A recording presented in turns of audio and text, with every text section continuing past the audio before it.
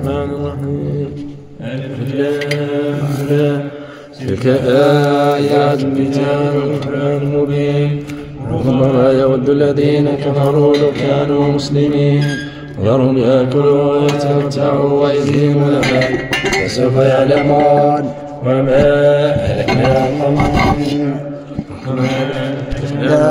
إلا ولا كتاب معلوم ما تسبق من مدينة ولا يستأخرون.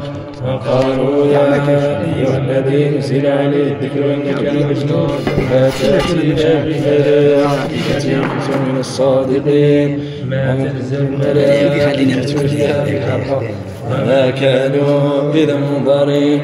إنا نحن نزلنا الذكر وإنا له لحافظون. ولقد أرسلنا من قبلك في شيع الأولين وما يأتيهم من رسول إلا كانوا به يستهزئون.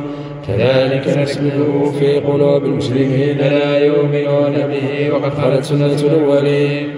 وفتحنا عليهم بابا من السماء فظلوا فيه يعرجون لقالوا إنما سكرت أبصارنا بل نحن قوم مسحورون.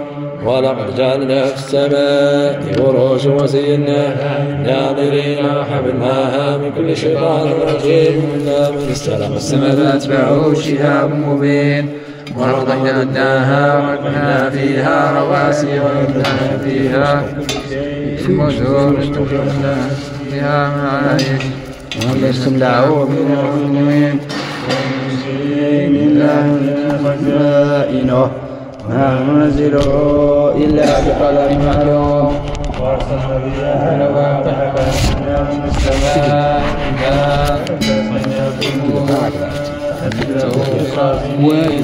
وإنا لنحن نحيي ونميت ونحن الوارثون. ولقد علمنا المستقدمين منكم ولقد علمنا المستأخرين. وإن ربك هو يحشرهم إنه حكيم عليم. ولقد خلقنا الإنسان من حمأ مسنون والجان خلقناه من قبل من نار السموم. وإذ قال ربك للملائكة إني خالق بشرا من حمأ مسنون فإذا سويته نفخت فيه من روحي فقعوا له ساجدين. فسجد الملائكة كلهم أجمعون إلا إبليس ليكون مع الساجدين. قال يا إبليس ما لك ألا تكون مع الساجدين؟ قال يسجد لبشر خلقته من صلصال من حمأ مسنون. قال فاخرج منها فإنك رجيم وإن عليك اللعنة إلى يوم الدين. قال رب فأنظرني إلى يوم يبعثون. قال فإنك من المنظرين إلى يوم الوقت المعلوم. قال رب بما أغويتني لأغوين لهم في الأرض ولأغوينهم أجمعين إلا عبادك منهم المخلصين. قال هذا صراط علي مستقيم. إن عبادي ليس لك عليهم سلطان إلا من اتبعك من الغاوين. وإن جهنم لموعدهم أجمعين لها 7 أبواب لكل باب منهم جزء مقسوم. إن المتقين في جنات وعيون يدخلوها بسلام آمين. ونزعنا ما في صدورهم من غل إخوان على سرر متقابلين لا يمسهم فيها نصب وما هم منها بمخرجين. نبئ عبادي أني أنا الغفور الرحيم وأن عذابي هو العذاب الأليم. ونبئهم عن ضيف إبراهيم إذ دخلوا عليه فقالوا سلاما قال إنا منكم وجلون. قالوا لا توجل إنا نبشرك بغلام عليم. قال أبشرتموني على أن مسني الكبر فبم تبشرون؟ قالوا بشرناك بالحق فلا تكن من القانطين. قال ومن يقنط من رحمة ربه إلا الضالون. قال فما خطبكم أيها المرسلون؟